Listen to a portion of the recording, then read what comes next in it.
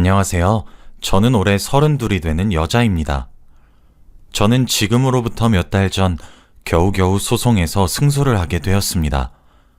정말 그동안 심적으로든 육체적으로든 너무 많이 지치고 힘들었어요. 소송을 준비하는 기간에 10kg 정도는 살이 빠진 것 같네요.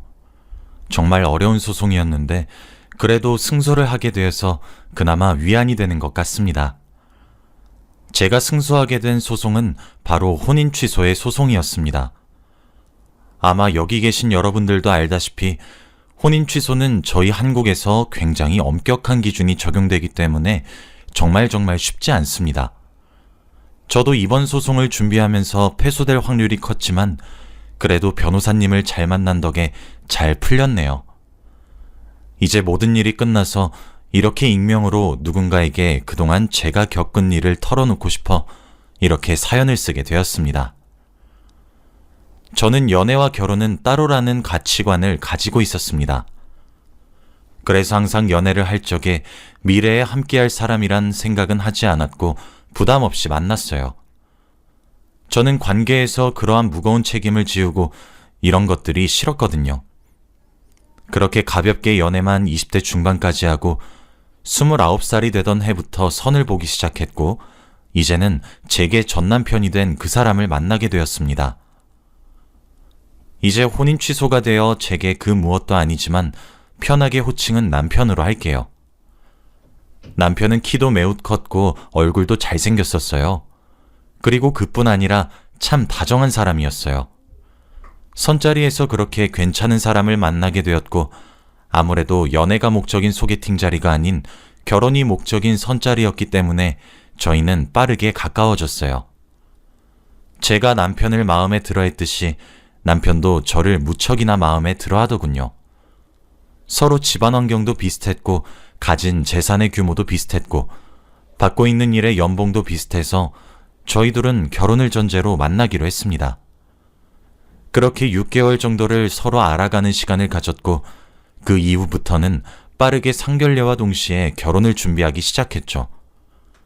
결혼 준비가 생각보다 꽤 오랜 시간 걸려서 저와 남편은 만난 지 1년 반 정도의 기간이 되었을 때 결혼을 했습니다.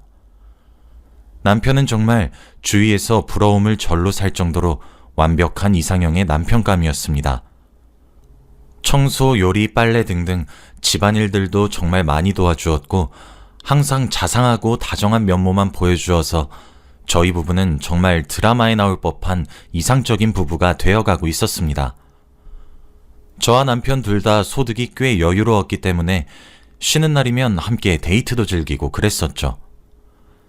그런데 저는 남편과 연애를 하는 내내 느꼈던 묘한 느낌이 하나 있었는데 남편에게 보이지 않는 선이 있다는 듯한 느낌이었습니다. 뭔가 보이지 않는 벽이 있다고 해야 하나? 제게 착하고 다정하고 친절한데 쉽사리 가까이 다가가기 힘든 그런 아우라를 가지고 있었고 제게 많은 것을 물어보며 저에 대해 알아가려고 했지만 정작 자신의 속 얘기는 잘 하지 않는 그런 신비로운 사람이었어요. 결혼한 지 3달 정도가 지났을 무렵이었습니다. 남편은 평소 굉장히 성격이 꼼꼼해서 휴대폰이나 이런 것들, 잠금도 2중 3중으로 걸어놓고 그랬었어요. 그런데 그날 남편의 가장 친한 친구의 아버님이 갑자기 상을 당하게 되어서 남편이 급하게 옷을 걸쳐 입고 상갓집으로 향했습니다. 그래서 그런지 남편이 사용하는 노트북이 그대로 켜져 있더라고요. 당시 남편에게 관심이 많았던 저는 남편이 가입한 사이트나 즐겨찾기나 뭐 그런 것들이 순간적으로 너무 궁금했고 유혹을 뿌리치지 못하고 남편의 컴퓨터를 뒤지기 시작했습니다. 남편이 가입한 사이트 중 하나가 어떠한 커뮤니티 사이트였습니다. 그런데 그 사이트는 성소수자들만 가입할 수 있는 커뮤니티 사이트더군요. 남편이 쓴 글과 댓글들을 볼 수 있어서 내용을 읽어내려가기 시작했습니다. 그쯤 되자 제 손을 저도 멈출 수가 없더군요. 판도라의 상자를 건드리는 듯한 느낌이 들었어요. 남편이 써놓은 글들과 댓글들은 자신이 양성애자라는 듯한 내용들 뿐이었습니다. 그렇게 혼란을 느끼고 있는 와중에 컴퓨터에 깔려져 있던 남편의 아이디로 로그인된 카카오톡에 알람이 울리더군요. 자기야, 나 너무 힘들어. 언제쯤 도착하는데? 발신인은 아버지가 돌아가셨다는 남편의 가장 친한 친구였습니다. 내가 지금 무엇을 목격한 것인지, 지금 내가 본 것이 제대로 된 것이 맞는지 너무 혼란스러웠죠. 지금 내가 생각하고 있는 상상이 맞아떨어지면 어떻게 해야 하는지 모르겠더군요. 아니길 바라는 마음에 눈을 비비면서 다시 봐도 컴퓨터 속에 나와 있는 내용들은 남편이 성소수자란 사실을 알려주고 있었고, 전 그 사실을 당연한 말이지만 쉽게 받아들일 수 없었습니다. 일단 저는 남편을 지켜보기로 했습니다. 그런데 평소라면 부지런하다고 생각하고 섬세하다고 생각했을 모든 행동들에 의심 어린 생각이 들기 시작했고, 피가 바짝바짝 마르는 듯한 기분이 들었습니다. 이대로는 안 될 것 같은 마음에 남편을 떠보기로 결정하였고, 그 결정을 내린 저녁에 술상을 봐놓았습니다. 겉으로 아닌 척 사력을 다해 연기를 하니 남편은 정말 모르는 눈치더군요. 제가 컴퓨터를 뒤져보지 않았다면 다정했던 남편의 모습으로 알았을 거란 생각이 드니까 배신감도 허탈함도 속상함도 정말 많은 감정이 교차했습니다. 남편이 어느 정도 취기가 올랐을 때 저도 술 기운에 용기를 냈고 진실 게임을 하자고 제안했습니다. 첫 연애가 언제였는지, 제일 오래 만났던 연인은 얼마나 만났는지, 그런 시시한 질문들을 밑밥으로 깔았죠. 그러다 제가 여보는 양성애자인 사람 본 적 있어? 라고 질문을 던졌어요. 남편은 흠칫 놀라는 듯 하더니 애써 티를 내지 않으면서 갑자기 무슨 소리냐고 되묻고 서둘러 술상을 치우더라고요. 제가 최악이라고 가정했던 상상이 현실이 되던 순간이었어요. 참 끔찍하더군요. 먼저 자리에 누워 잠든 척을 하니 남편도 이내 곧 골아떨어졌고 남편의 휴대폰을 들고 거실로 나왔습니다. 남편의 휴대폰 잠금을 풀어보니 노트북은 휴대폰에 비해 아주 빙산의 일각인 셈이더군요. 전 남편이 2중 3중으로 왜 잠금을 해놓는지 의아했는데 그러지 않으면 안 되는 수준이더군요. 사진 앨범에는 성소수자로 보이는 사람들의 여러 가지의 동영상과 사진 등등이 정말 셀 수 없이 많이 있었고, 휴대폰에 설치되어 있는 어플들도 성소수자들끼리 번개처럼 만남의 어플이고 그렇더군요. 무엇보다 제가 가장 큰 충격을 받은 것은 아버지가 돌아가셨다던 남편의 가장 오래된 친구의 존재였습니다. 저도 결혼을 하기 전에 남편을 통해 소개를 받아서 얼굴도 이름도 익숙했던 그는 남편의 오래된 남자친구였더군요.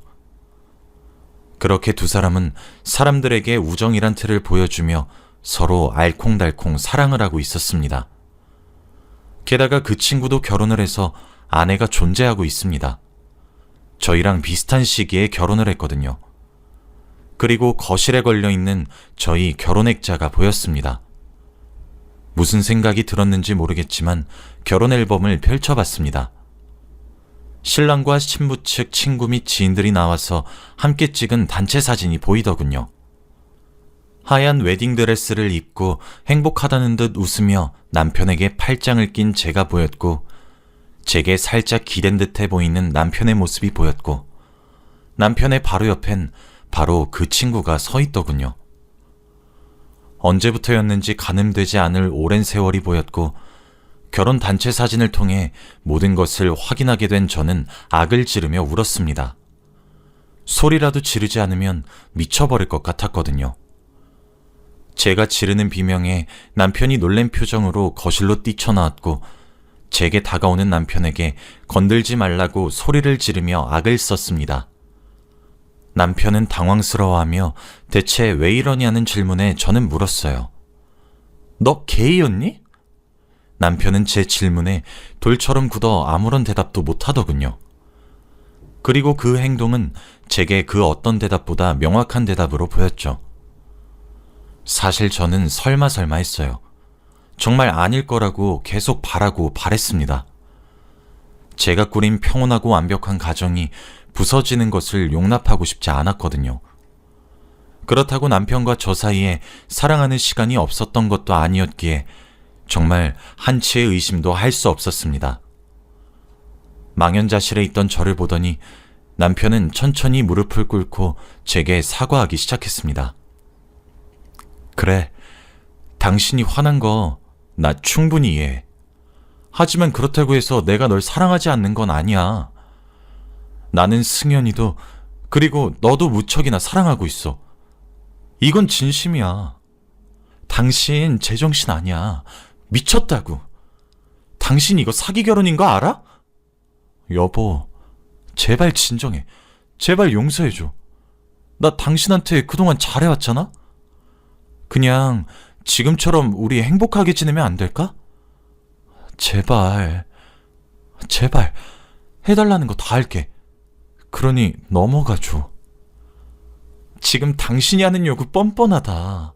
뭐가 그렇게 당당한 거야? 이제까지 잘해왔다고? 집에 마누라 두고 다른 남자 만나서 놀다 오는 게 잘해온 거니? 이거 시댁에서도 알고는 있어? 너 이거 기만이고 사기야. 당신은 미쳤어. 저는 그렇게 말하고 남편의 휴대폰과 제 휴대폰 그리고 지갑만 챙겨 정말 미친 듯이 뛰어 집을 탈출했고 급하게 택시를 타서 친정으로 향했습니다. 정말 아슬아슬한 타이밍으로 남편은 저를 잡는 것에 실패했고 택시 기사님께 빠르게 가달라고 사정을 했죠. 기사님께서도 당황스러운 사정이지만 제가 급박해 보였는지 일단 진정하라고 내가 안전하게 데려다 주겠다고 절 안심시키더군요.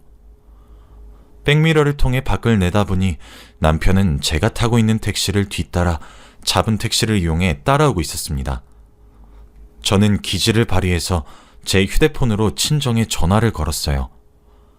새벽이라 부모님이 안 일어나시면 어떡하냐고 발을 동동 구르고 있었어요.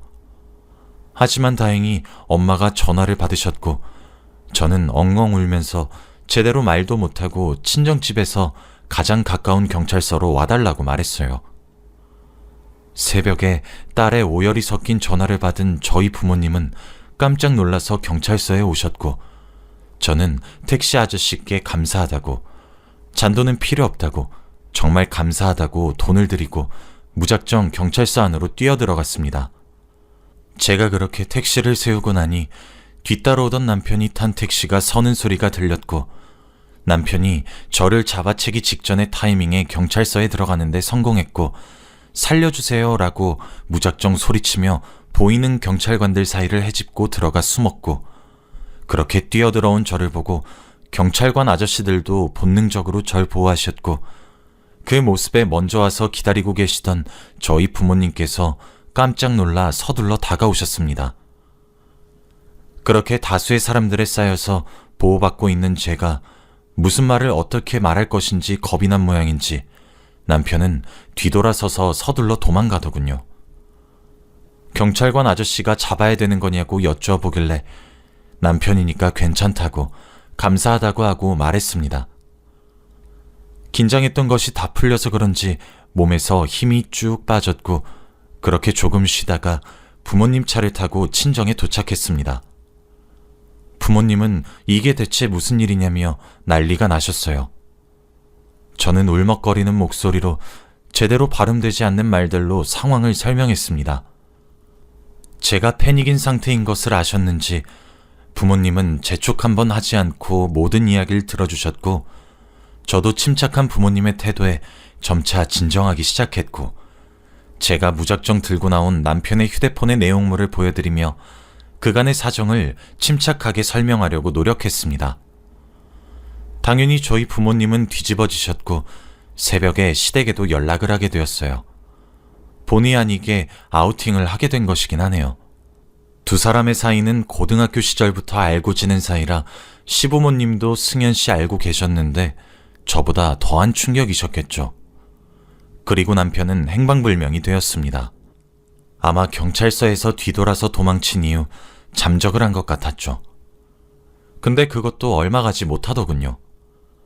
시부모님께서 승연 씨에게 연락해 너희 집에 찾아가서 풍비박산 내버리기 전에 아들 원위치로 돌려놓으라고 문자 한 통 넣으셨는데 다음날 돌아왔더라고요. 시부모님께 이혼이 아닌 혼인 취소를 목적으로 소장을 제출할 것이라고 말씀드렸습니다. 하긴 시부모님도 제게 염치가 있으시니 그저 미안하다고만 말씀하시고 알겠다고 하시더군요. 당연히 승현 씨에 대한 상간남 소송도 함께 진행했고 변호사님께서도 이 정도면 정말 악질이라고 하시며 혼인 취소가 어렵겠지만 아주 불가능하진 않을 것 같다 하시더군요.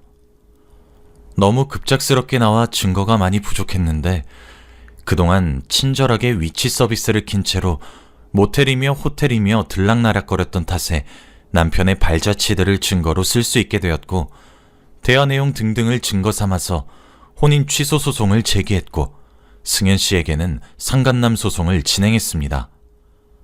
솔직히 저만 기만한 게 아니라 제 남편과 승현 씨는 승현 씨의 와이프 되는 사람까지 기만한 건데 진짜 제가 너무 분하고 억울해서 변호사님께 어떻게 알릴 수 없겠냐고 법에 접촉되지 않는 선에서 알릴 수 있는 방법을 알려달라고 했고 변호사님께서는 내용 증명을 보내라고 하시더군요. 이 사람이 상간남이라는 내용 증명을 보내는 것이기 때문에 명예훼손에 걸리지 않을 것이라고 하면서요. 그렇게 저는 법적인 테두리 안에서 복수를 할 수 있었고 혼인 취소의 승소 결과도 받을 수 있게 되었습니다. 정말 세상에 이런 경우가 있을 수 있나 싶어서 너무 심적으로 부담스럽고 힘이 많이 들었습니다. 더 이상 남자를 만날 생각도 싹 사라졌고 말입니다. 남편은 그렇게 소송이 진행된 이후부터 본색을 드러내기로 작정한 모양인 것인지 참 몹쓸 말들을 내뱉고 다니기 시작하더군요. 나중에 후일담으로 알게 된 것은 승현 씨의 와이프 되시는 분께서 제게 따로 연락이 오셨더군요. 제가 승현 씨의 집 주소로 보낸 내용 증명 서류를 제가 노렸던 대로 와이프 분께서 서류를 보시게 되었고 상간자 소송으로 남편이 고소된 것도 이해하기가 힘든데 고소장 발신인이 저런 사실을 알고 설마 싶은 마음에 승현 씨가 잠든 틈에 저처럼 몰래 승현 씨의 휴대폰을 뒤졌다고 하더라고요. 뭐 그렇게 저와 같은 결론에 도달하셨고 본인도 저처럼 혼인 이후 성적 취향을 알게 되었고 사기 결혼으로 혼인 취소를 하고 싶으시다며 제가 고용했던 변호사님과 연결해 줄 것을 부탁했습니다. 저도 당연히 도움을 드릴 수 있을 만큼 드리겠다고 말씀드렸고 제가 재판에 이용한 자료들까지도 기꺼이 보내드렸습니다. 저는 동성애든 양성애든 혐오하지는 않는 편입니다. 남들의 이야기라면 말이죠. 남들의 성적 취향이 어떻든 제가 알 바는 아니지만 적어도 제 아이의 아빠이고 저희 집안의 가장인 제 남편이 될 사람은 그런 취향을 가지고 있어서는 안 됩니다. 저는 이번 일을 통해 인간의 아주 이기적인 측면을 정말 짜증나게 낱낱이 알게 되었고 두 남자의 이기적인 마음 때문에 저와 승현 씨의 와이프 되시는 분은 정말 씻을 수 없는 상처와 배신감과 참담함을 겪게 되었고 다시 남자를 만나기 힘들어질 정도로 아주 커다란 트라우마를 입게 되었습니다. 마음 같아서 두 사람의 회사에다가 제가 명예훼손으로 벌금을 받을 것을 각오하더라도 저희 사이에 있었던 모든 일들을 폭로하고 싶은 마음이 한가득입니다. 그런데 제가 정말 사랑했던 사람이었기에 최소한의 복수로 마감했습니다. 그 이후의 이야기는 제대로 알지는 못하지만 시댁 부모님으로부터 전화가 한 통 왔습니다. 정말 미안했다고 거듭 사과하셨고 그 사건 이후 남편이 본인들과도 연을 끊었는데 혹시 연락이 닿냐고 물으시더라고요. 아마 이왕 들키게 된 거 정말 막 나가기로 작정했나 보다 생각했습니다. 이제 저도 아픔을 딛고 일어나서 다시 힘차게 살아보려고 노력해보려 합니다. 물론 언제 아물지 언제 충격에서 벗어날지 알 수 없고 미지수지만 힘껏 노력해보려고 합니다. 여기까지가 제 이야기입니다. 혹시 제 사연을 듣고 계신 분들도 배우자를 속이고 계시다면 미리 시인하시길 권합니다. 아니, 애초에 속이려고 들지도 마세요. 그게 얼마나 상대방을 비참하고 힘들게 하는지 제 사연을 듣고 느껴지시는 게 있다면 말입니다. 오늘 하루 평안하시길 바라며 이만 글을 마칩니다. 감사합니다.